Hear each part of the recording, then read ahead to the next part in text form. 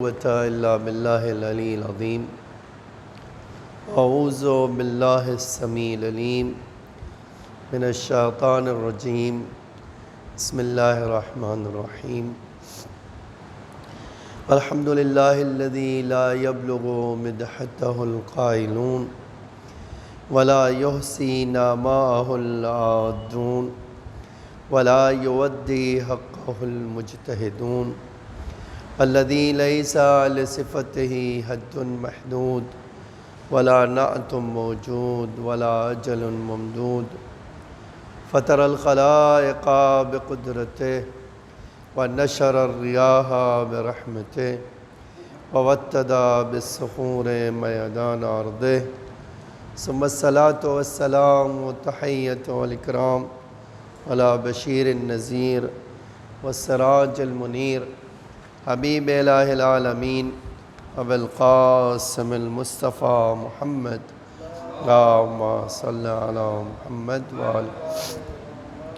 وعلی آلہ الطیبین الطاہرین المعصومین المظلومین الغر المیامین لا سیما الامام المبین بقیت اللہ فی الارضین الحجۃ الثانی عشر الامام المہدی المنتظر صلوات اللہ وسلامہ علیہ. اما بعد فقد قال اللہ تعالی فی محکم کتابہ المجید وفرقانہ الحمید وقولہ الحق. بسم اللہ الرحمن الرحیم. عزیزان گرامی، ہم نے کل جو بات شروع کی تھی سورہ برات کے بارے میں، اور کہا تھا کہ یہ شروعات اللہ تعالیٰ اس جگہ سے کرتا ہے، براءۃ من اللہ ورسولہ الی الذین عاہدتم من المشرکین. اللہ کا کوئی لینا دینا نہیں ہے، اللہ اور اس کا رسول بری ہے ان لوگوں سے.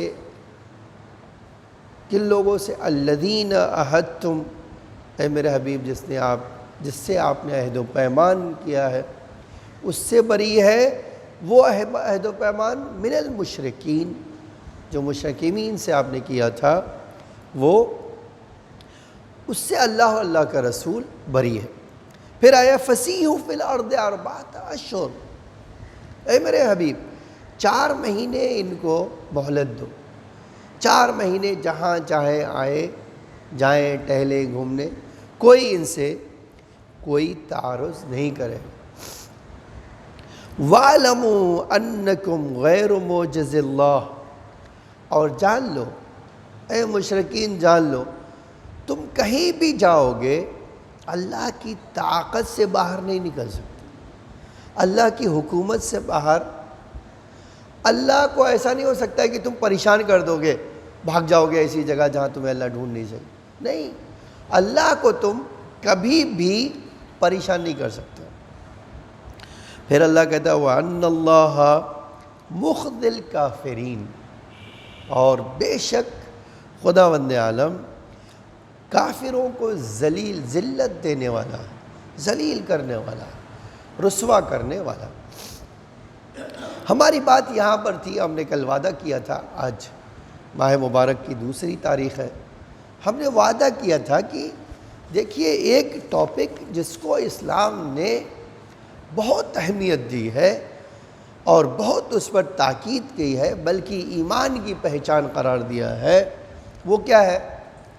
عہد و پیمان کو پورا کرنا، وعدہ خلافی نہ کرنا. ایگریمنٹ کیا ہے کسی تو ایگریمنٹ کی مخالفت نہیں کرنا. کسی کو زبان دیا ہے تو زبان سے پھرنا نہیں.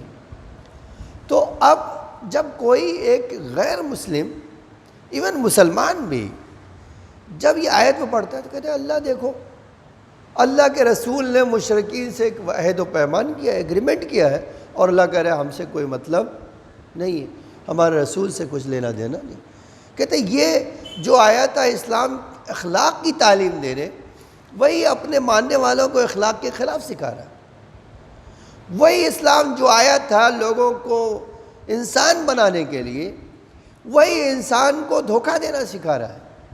یہ کیسے ہو سکتا ہے نا ایک سوال. اب یہاں سے جو ہے جو میں آپ کے سامنے یہ ٹاپک پیش کر رہا ہوں اس پہ غور کیجئے گا، اور آج آپ کے سامنے اعلان بھی کر دوں کہ اب یہ جو ہماری تفسیر کی کلاس ہے، یہ تفسیر کا جو درس ہے ماہ مبارک میں، ہر روز اسی سے 5 سوال آپ سے پوچھے جائیں گے اور 4 آپشن بھی دیا جائے گا، اس میں سے ایک صحیح ہوگا۔ اگر صحیح جواب دیا تو انعام انشاءاللہ تگڑا ملنے والا ہے، ٹھیک ہے؟ تو میں نے انشاءاللہ کہا ہے، تو آپ یقین جانیں کہ اللہ نے چاہا تو ایک بہت اچھا انعام ماہ مبارک کے بعد دیا جائے گا۔ اب اس ٹاپک کو سنیے کہ وہ اسلام جو آیا تھا اپنے لوگوں کو انسانیت سکھانے، اخلاق سکھانے، کیسے جیا جاتا ہے یہ بتانے، کیا وہی اسلام ہو سکتا ہے کہ لوگوں کو بے دینی سکھائے، لوگوں کو اخلاق کے خلاف سکھائے، انسانی ویلوز کے خلاف باتیں بتائے؟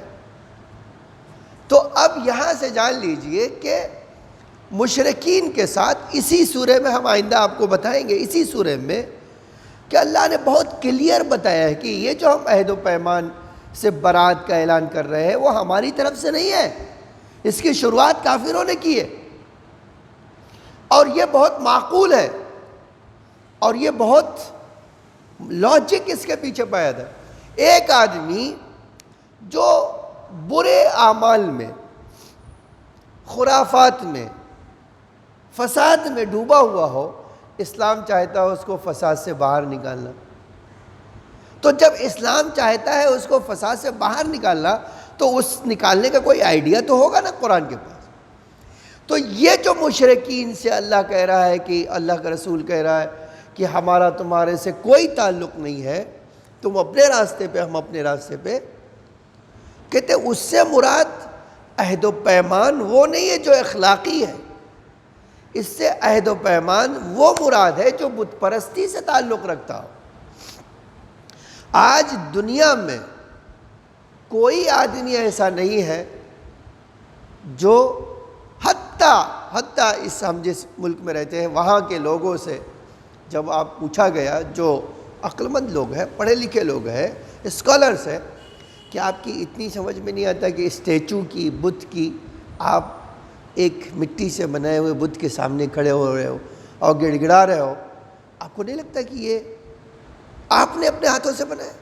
تو جو اپنے ہاتھوں سے بنایا وہ خدا کیسے ہو سکتا ہے؟ آج اسی ملک میں جو لیڈران ہیں جب تقریر کرتے کہتے ہیں وہ ایک اللہ کو مانتے ہیں، تو پھر یہ کیسے آ گئے؟ بت پرستی کہاں سے آ گئے؟ تو اس کا جواب یہ کیا دیتے ہیں؟ کہتے ہیں یہ جو ہے ان اسٹیچوز کی ہم نہیں بت پرستی کرتے، ہم ان کو نہیں کہتے، یہ تو ایک نام ہے جن کے پیچھے کوئی دیوتا ہے، ٹھیک ہے؟ تو اب جب اسلام آیا ہے اس طرح کے خرافات سے لڑنے کے لیے کہ شرک نہ کرو، شرک کرنا غلط ہے، بت پرستی غلط ہے، عریاں رہنا انسانیت کے خلاف ہے، اور ابھی مجمع عام میں کسی عورت کا جو ہے اس طرح برہنہ ہونا یہ مناسب نہیں ہے، تو اب وہ لوگ اصرار کر رہے ہیں کہ ہم یہی کریں گے، تو اسلام کیا کرے؟ کہتے اب تک اگر آپ سے معاہدہ ہوا تھا تو اب اس معاہدے کا ہم اور ہمارا رسول پابند نہیں ہوگا۔ اور دیکھیے کتنی عجیب بات ہے، دنیا میں کوئی اس طرح کا کام نہیں کرتا۔ اگر دشمن ہے تو ہم کہتے ہیں کہ تم ہمارے دشمن ہو لیکن 4 مہینے کا موقع دے رہے ہیں، تم خود سوچ لو، جہاں چاہو جانا چلے جاؤ، تمہیں کوئی رکاوٹ نہیں، پھر سوچ لو، بت پرستی پہ کوئی سودا نہیں ہوگا، کوئی معاہدہ نہیں ہوگا۔ تو اسلام آیا تھا کسے؟ برائی سے لڑنے کے لیے، اسلام آیا تھا خرافات سے لڑنے کے لیے، اسلام آیا تھا جہالت سے باہر نکالنے کے لیے، اسلام آیا تھا انسانوں کو اخلاق سکھانے کے لیے۔ تو جو چیز اخلاق کے خلاف ہے اس کو مانے گا یا جو چیز اخلاق کی طرف لے جائے گی اس کو مانے گا؟ اسی لیے اس آیت میں جو اعلان کیا براۃ من اللہ و رسولہ، اللہ اور اللہ کا رسول تم سے بے نیاز ہے، تم سے بری ہے۔ کس چیز سے بری ہے؟ تمہاری بری حرکتوں سے بری ہے، تمہارے بت پرستی سے بری ہے، تمہارے غیر اخلاقی باتوں سے اس کا کوئی تعلق نہیں ہے، اور تمہیں 4 مہینے کا موقع دیا جا رہا ہے۔ اب آپ دیکھیے، اگر کسی کے ذہن میں یہ بات آئے کہ نہیں مولانا جو آپ کہہ رہے ہو صحیح نہیں ہے، تو میں آپ کو آیتیں پڑھ کے سنا دیتا ہوں۔ سورہ بقرہ آیت نمبر 80 میں ارشاد ہوا فَلَن يَخْلِفَ اللَّهُ عَهْدَهُ، اللہ جب کسی سے عہد کرتا ہے تو ہرگز اس کی مخالفت اللہ کبھی نہیں کرے گا۔ آج ہم دیکھتے ہیں کہ اللہ کہہ رہا ہے کہ ہم نے تم سے عہد و پیمان لیا ہے کہ اگر تم مومن رہو گے تو تمہیں اللہ کی نعمتیں ملیں۔ اللہ کہتا ہے میں ہرگز اپنے عہد سے پھرنے والا نہیں ہوں، یہ نہیں ہو سکتا کہ میں اپنے عہد سے پھر جاؤں۔ ایک آیت یہ سورہ بقرہ کی 80 نمبر کی آیت۔ دوسری آیت ملاحظہ کیجئے، الذین یوفون بعہد اللہ وینقضون المیثاق۔ دیکھیے اب یہ سورہ رعد کی آیت ہے۔ سورہ رعد میں اللہ کیا کر رہا ہے؟ ان کی تعریف کر رہا ہے جو اپنے عہد و پیمان کو پورا کرتے ہیں۔ کہہ دیا آپ کی مدد کریں گے تو کریں گے، پھر یہ نہیں ہو سکتا کہہ دے، ایک بار کہہ دیا مدد کرنے کو اور کل آپ جائیے تو وہ آپ سے کہہ دے ارے بھائی سو رہے تھے، ہم نے کہہ دیا تھا آپ کی مدد کریں گے، اب نہیں کریں گے، جائیے۔ اس طرح کی حرکت نہیں کریں گے۔ الذین یوفون بعہد اللہ، جو اللہ، وہ لوگ جو اللہ کا عہد و پیمان کہہ دیا ہے اللہ تو گوار ہے۔ ہم اب ایک مثال لیا تھا، وہ دیکھیے آج مسلمانوں کا کردار اسی سے پہچانا جاتا ہے۔ انبیاء کی تو بہت بڑی بات ہے، بہت ان کی ذات تو بہت بلند ہے۔ میں حجاج ابن یوسف، جانتے ہیں تاریخ اسلامی میں ایک ظالم ترین بادشاہ بنی امیہ کا گزرا، جس کو انسانوں پہ کوئی رحم نہیں تھا، جو ہم کہیں درندہ تھا، جانور، صرف یہ جان جاتا تھا کہ یہ اہل بیت کا چاہنے والا، اس کو قتل کروا دیتا تھا، اور کہتا تھا جب تک ان کا خون نہ بہایا جائے مجھے تو چین نہیں آتا ہے، کھانا ہضم نہیں ہوتا۔ ایسے آدمی کو، ایک آدمی کو اس کے لوگوں نے گرفتار کیا، لائے تو جب لائے تو شام ہو رہی تھی، اس سے کیا کیا، اب یہ حکم صادر کر دیا اس کو قتل کر دیا جائے، اس کو مار دیا جائے۔ اب جب مارنے کے لیے جلاد اور یہ اور وہ، اتنے میں اذان ہو گئی۔ دیکھیے کیسے وحشی لوگ تھے، اذان کا احترام ہے، انسان کا احترام نہیں ہے، جبکہ اللہ کہہ رہا ہے کہ اگر ایک آدمی کو بے گناہ کو مارو گے تو آپ نے ساری انسانیت کو مار دی۔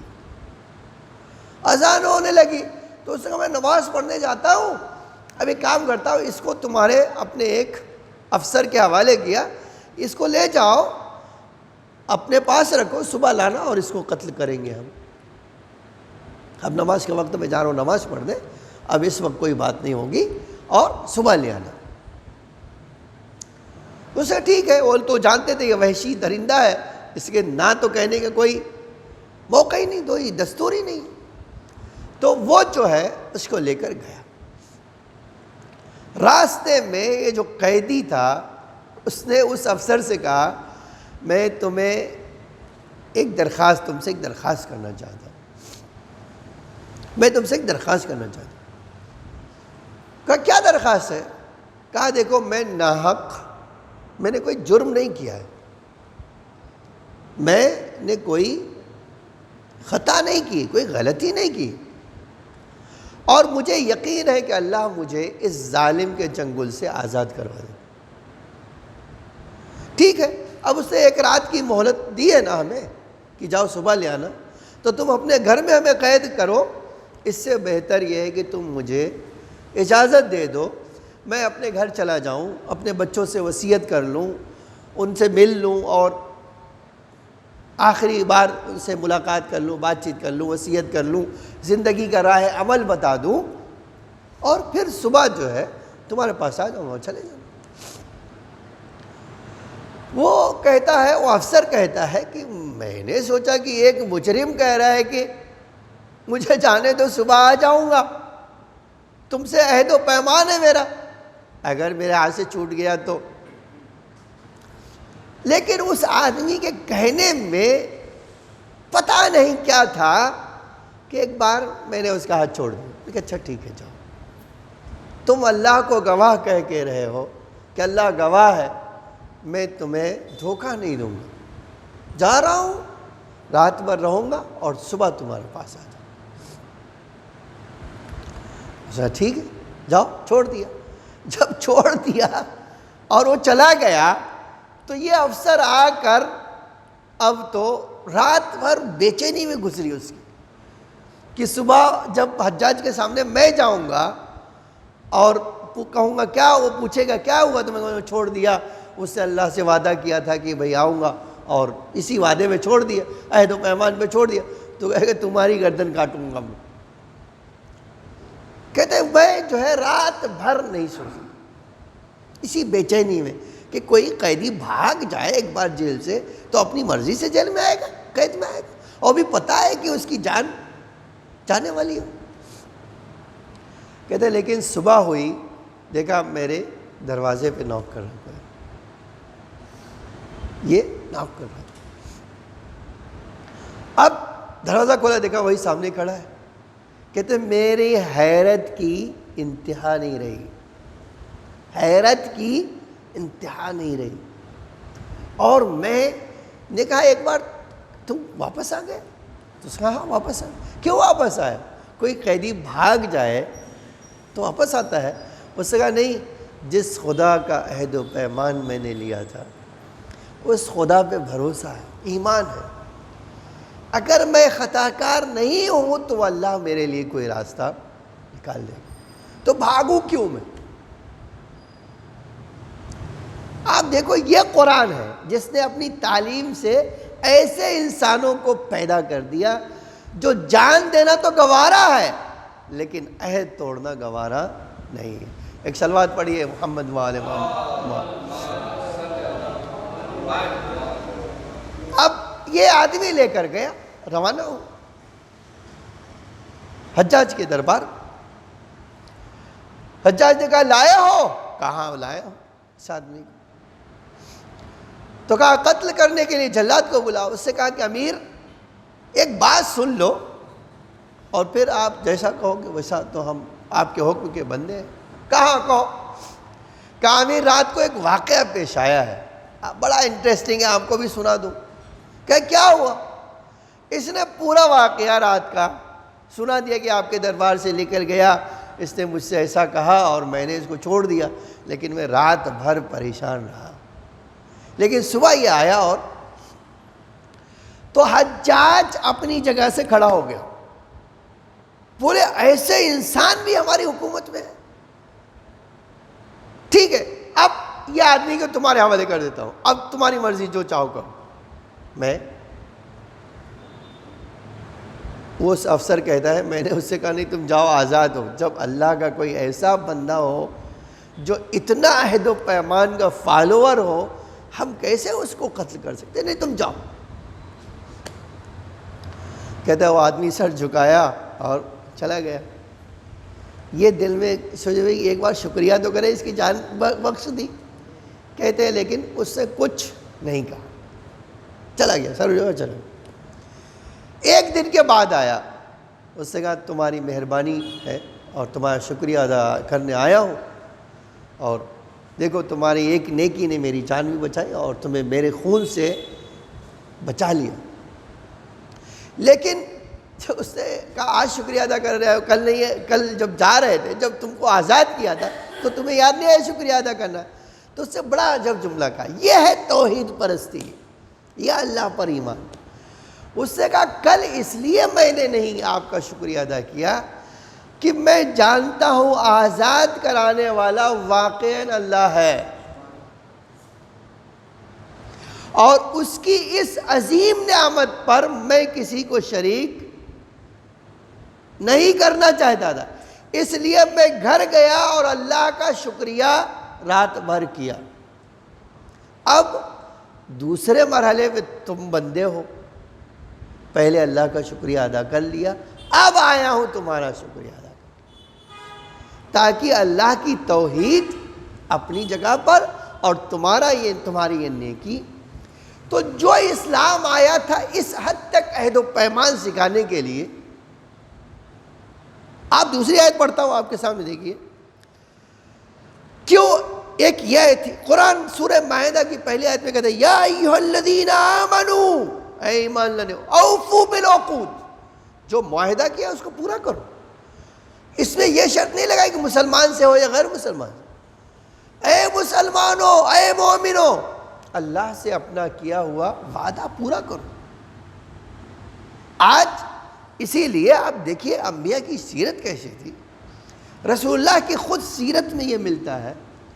ایک آدمی نے، اللہ کا رسول بھیڑ چراتا تھا، آپ جانتے ہیں بعثت سے پہلے اللہ کا رسول بھیڑ چراتا تھا۔ اچھا اب ایسا ہوتا بھی ہے، آج بھی ہوتا ہے اس طرح کی چیز، ایک چرواہا دوسرے چرواہے، 10 آدمی ایک بزنس کر رہے تھے، چلو تو پیغمبر اپنی بھیڑ چرانے جاتے تھے، دوسرے لوگ بھی جاتے تھے مکے۔ تو ایک دن ایک آدمی نے کہا کہ اللہ کے رسول سے کہ کل ہم دونوں ساتھ میں چرانے جائیں گے، آپ فلاں پتھر کے پاس جا کر میرا انتظار کیجیے گا بھیڑ لے کر، میں آؤں گا اور ہم ساتھ میں لے کر چلیں گے۔ آج تاریخ کہتی ہے رسول اللہ پہلے اس پتھر کے پاس پہنچ گئے، اپنی بھیڑوں کو لے کر اس پتھر کے پاس کھڑے، سورج نکل آیا، بلند ہو گیا، گرمی شدید۔ کسی نے دیکھا مسلمان نے، اللہ کے رسول یہاں کیوں کھڑے ہو؟ تو اللہ کے رسول نے کہا کہ میں فلاں سے وعدہ کیا تھا، ہمارا یہ طے ہوا تھا، عہد ہوا تھا کہ ہم کل یہاں اسی پتھر کے پاس اپنی بھیڑ کو لا کے رکھیں گے، اور جب دوسرا آ جائے گا تو ساتھ میں ہم لے کر جائیں گے، میں اس کا انتظار کر رہا ہوں۔ کہا، اس نے پلٹ کے کہا کہ اللہ کے رسول دھوپ اتنی شدید ہے، وہ آدمی تو نہیں آیا نا وقت پر، اب تو وقت ختم ہو گیا ہے، وہ تو نہیں آیا، تو آپ سائے میں چلے جائیے۔ اللہ کے رسول نے کہا نہیں، میں سائے میں نہیں جاؤں گا، میں نے یہاں وعدہ کیا تھا۔ تو جو رسول اس حد تک اتنی چھوٹی بات کو خیال رکھتا ہو کہ اگر پتھر کے پاس کہہ دیا تو پتھر ہی کے پاس کھڑے رہیں گے، کہیں اور نہیں جائیں گے، وہ اللہ کا رسول کیسے ہو سکتا ہے کہ معاہدہ توڑنے کی بات کرے؟ ہے نا ایک سوال، اللہ کا رسول کسی کے حق کو کیسے پامال کر سکتا؟ تو اس کا جواب یہی ہے کہ اللہ کا رسول جو ہے یہاں کسی کا حق پامال نہیں کر رہا ہے، ورنہ 4 مہینے کا موقع کیوں دیتا تھا؟ کہتا بھائی کل سے ختم معاملہ، اب تم سے لے لیتے نہیں، لیکن 4 مہینے مہلت دے رہا اور کہہ رہا ہے کہ دیکھو تمہاری طرف سے چونکہ اس معاہدے کی خلاف ورزی ہوئی ہے، اس لیے اب ہم تمہیں 4 مہینے کا اور موقع دے رہے ہیں، اس کے بعد ہم اس معاہدے کی پابندی نہیں کریں، ٹھیک ہے؟ اچھا اب ایک سوال ہے، بہت جنون سوال بھی ہے، آپ بھی سوچئے اس بارے میں کہ عہد و پیمان اگر پورا نہ کیا جائے سوسائٹی میں، ہم جس دنیا میں رہتے ہیں کوئی اپنے وعدے کو پورا کرنے والا نہ ہو تو کیا ہوگا؟ اتنی بڑی برائی، بھروسہ جب ختم ہو جاتا ہے نا، اگر کسی کو بھروسہ نہیں ہو جاتا تو انسان ایک دوسرے کے ساتھ کام کیسے کرے گا؟ کیسے ایک سوسائٹی ایسی ڈیولپ ہوگی جہاں ہم آنکھ بند کر کے بھروسہ کر سکیں، جہاں لین دین ہو سکے؟ آج لین دین ہوتا ہے یا نہیں ہوتا؟ آج ہم نے چائے پلایا ہے تو اگر ہمیں پتا ہوا کہ بدماش کبھی ہم کو چائے نہیں پلائیں گے؟ آج کوئی قرض ہمیں دے رہا ہے، اگر پتہ ہو کہ یہ کبھی پیسہ واپس نہیں کرے، نہ ہی قرض دے گا، دیں گے؟ اگر کوئی عیادت کو نہیں آ رہا ہے، کبھی ہم جا رہے ہیں اور پتہ ہے یہ کبھی نہیں آئے گا، ہم کسی کے جنازے میں شریک ہو رہے ہیں، پتہ ہے وہ کبھی نہیں آئے گا، جائیں گے؟ تو دیکھیے عہد و پیمان ایک ایسی چیز ہے جو ہر سوسائٹی میں ہونا ضروری ہے، تاکہ بھروسہ اور یقین لوگوں کو ایک دوسرے پہ پیدا ہو سکے۔ اگر وہ پیدا نہیں ہو سکے گا اسی لیے آپ دیکھیے قرآن نے بڑا زبردست جملہ یہ سورہ انعام میں 152 نمبر کی آیت میں اللہ تعالیٰ ارشاد فرماتا ہے وَبِعَهْدِ اللَّهِ اوفوا، دیکھو معاہدہ جو اللہ کے نام سے کیا ہے تم نے اس کو پورا کر دو۔ یہ نہیں ہو سکتا کہ تم وہ عہد و پیمان کو پورا نہ کرو۔ پھر اس کے بعد دیکھو عجیب جملہ ہے قرآن کا، ذالکم وصاکم بہی، اللہ کی وصیت ہے تمہارے لیے۔ وصیت کا مطلب کیا ہے؟ وصیت ہمیشہ دیکھیے وہ کہتے ہیں آخری وقت کی تمنا ہے جس کو کوئی ڈینائی نہیں کرتا، کہتے بھائی دیکھو ہمارے باپ کی وصیت ہے۔ تو وصیت جب ہوتی ہے تو اس میں جذباتی پہلو بھی ہوتا ہے اور حکم بھی پایا جاتا ہے۔ اللہ کہہ رہا ہے یہ میری وصیت ہے کہ تم کبھی عہد و پیمان کو نہیں توڑنا۔ تو جو خدا قرآن میں بار بار کر رہا ہو کہ اپنے عہد و پیمان کو نہ توڑے، وہ کہے گا میرا رسول ہو میں نہیں تو ہم توڑ رہے نہیں، اس کا مطلب کچھ اور ہے۔ اسی لیے سمجھنے کی ضرورت ہے کہ وہ خرافات کی بات تھی، وہ حق کی بات نہیں ہے۔ جہاں گناہ اور خطا کی بات ہے وہاں توڑنے کی بات کر رہا ہے، جہاں نیکی اور اچھائی کی بات ہے وہاں توڑنے کی بات نہیں کر۔ پھر اس کے بعد جملہ فرمایا لعلکم تذکرون، شاید تمہیں اللہ کی نصیحتیں یاد آئے، شاید تمہیں اللہ کی نصیحتیں کام آئے۔ پھر قرآن ایک عجب جملہ سورہ اسراء کی آیت نمبر 34 میں ارشاد ہوا اوفوا بالعہد، اپنا عہد پورا کرو۔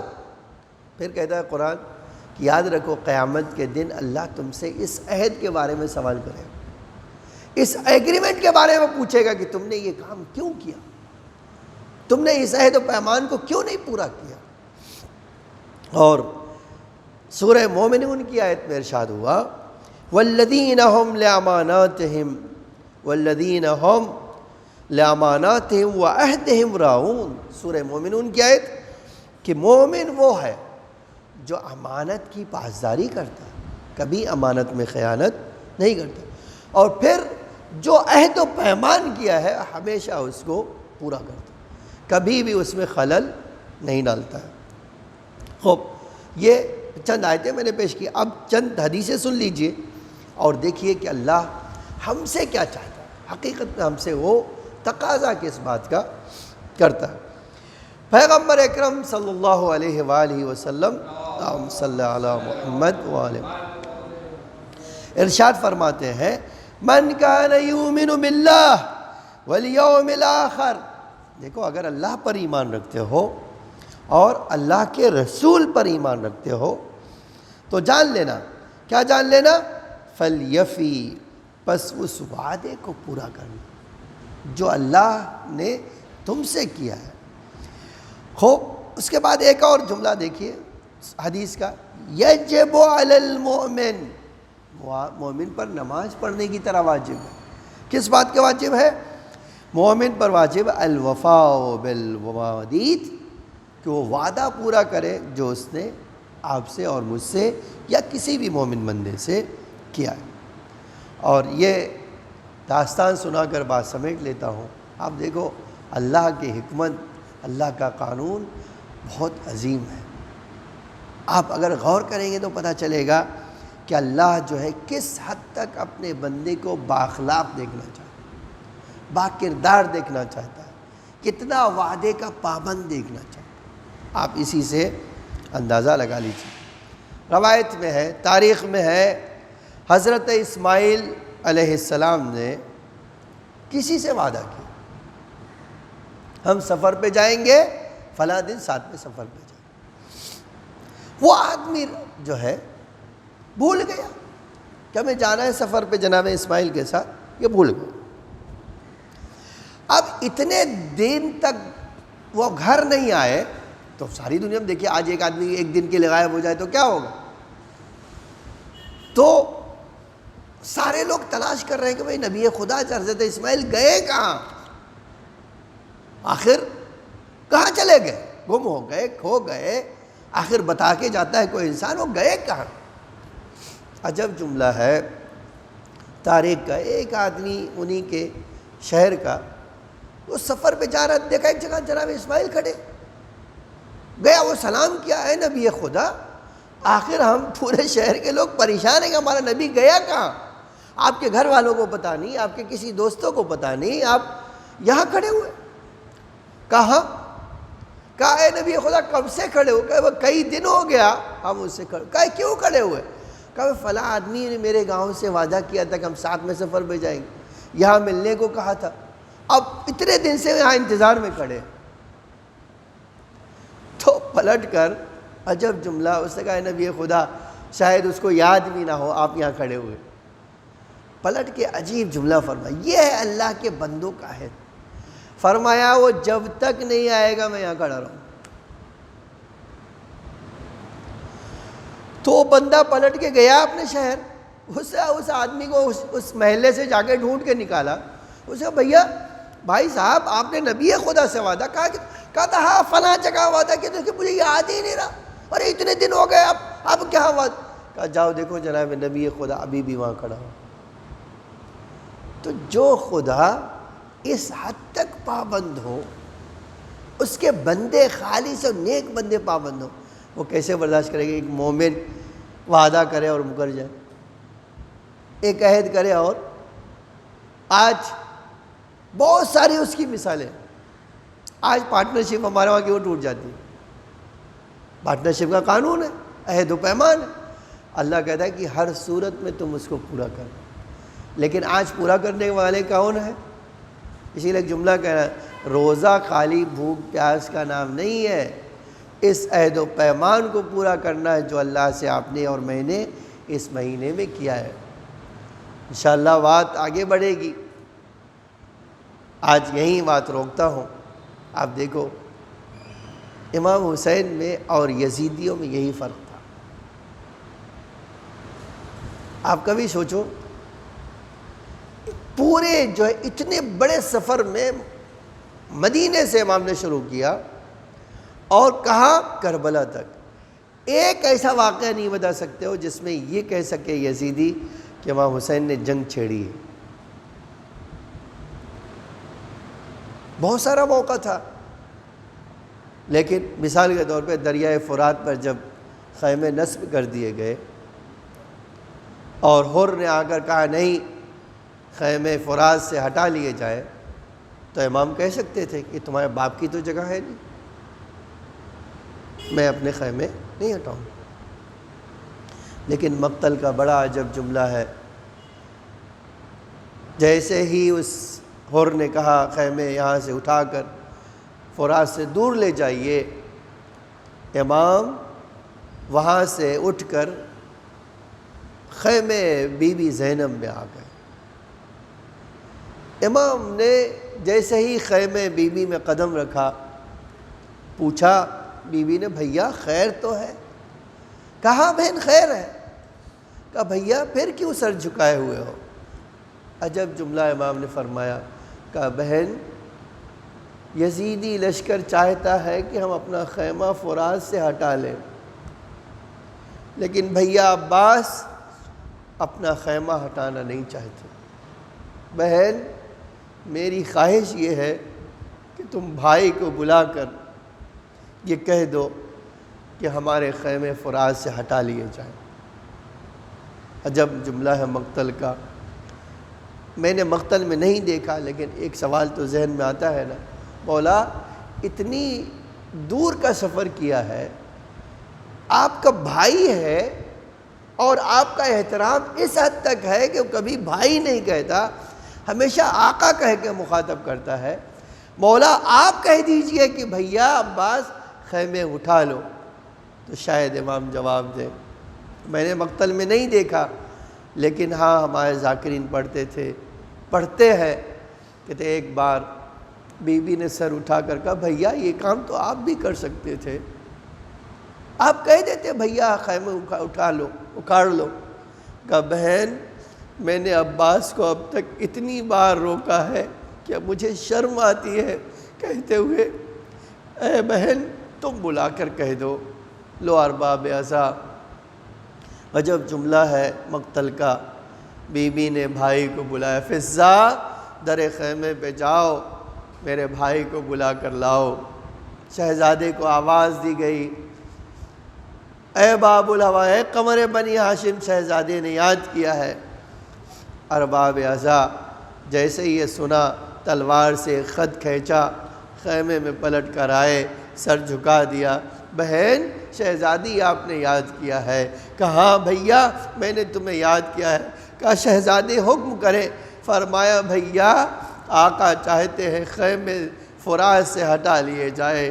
یہ سننا تھا ایک بار وہی عباس جنہوں نے خط کھینچا تھا اور یہ کہا تھا کہ کس کی مجال ہے کہ ہمارے خیمے ہٹا دے، آئے انہی ہاتھوں سے خیمے کو ہٹا لیا۔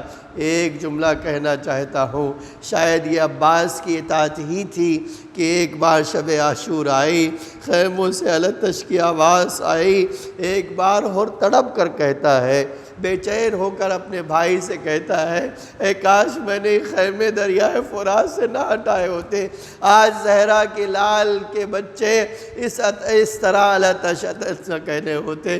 آئے میں نے ان کو کس حالت میں لا کر رکھ دیا ہے، لیکن اہل بیت کا کرم تو دیکھیے، جیسے ہی وہ اہل بیت کے دروازے پہ آیا، بی بی نے ایک سلام کا فضا، ارے میرے بھائی ہور کو ہمارا سلام کہہ دو، اور کہہ دو اے ہور ہمارے پاس ایسے وقت میں آئے ہو جب ہمارے پاس ایک قطرہ پانی دینے کو نہیں ہے، مہمان کی خاطر مدارت کے لیے نہیں۔ یہ سننا تھا، ہور نے منہ پہ تماچے مار لیے، آئے زہرا زادیہ غلاموں کو سلام کہلا رہی ہے اور اپنی بے کسی کا اظہار کر۔ الا لعنت اللہ علی القوم الظالمین، سیعلم الذین ظلموا ای منقلب ینقلبون۔ الہی بحق زہرا و ابیہا و بالہا و بنیہا وسر المستودع فیہا بعدد ما احاط بہ علمک، اے اللہ ہمارے اس مختصر سی عزا کو قبول فرما۔ اے اللہ ہم تیری رحمت اور تیرے فضل کے محتاج ہے، پروردگار ہم پر اپنی رحمت اور اپنا فضل و کرم نازل فرما۔ اے اللہ ہم سب کے گناہوں کو معاف فرما، ہمارے مولا ہمارے آقا کے ظہور میں تعجیل فرما، زمین کو آقا کے ظہور کے لیے آمادہ فرما، ہم سب کو آقا کے حقیقی غلاموں میں شمار فرما۔ اے اللہ مومنین جہاں بھی ہوں انہیں تمام آفات و بلیات سے محفوظ فرما، جو بیمار ہیں انہیں شفائے عاجل و کامل عطا فرما، جو اس دنیا سے گزر چکے ہیں ان کی مغفرت فرما، انہیں جوار ائمہ میں جگہ عطا فرما۔